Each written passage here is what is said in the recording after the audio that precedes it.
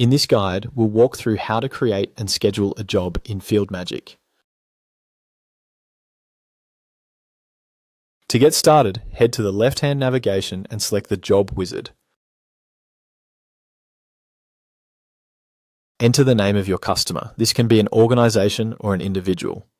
FieldMagic will search for existing customers as you type. If a matching customer is found, simply select them from the suggestions. If they're new, you can add them on the spot. The address will be picked up automatically. Once you're happy with the customer details, click Next to continue.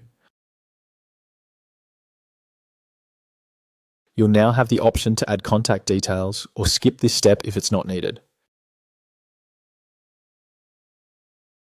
Next, choose from your available job templates and set the job type, billing type, and summary. These are all fully customizable to suit your workflow. Set the required job skills for scheduling purposes, along with the estimated hours, and add any relevant assets or checklists.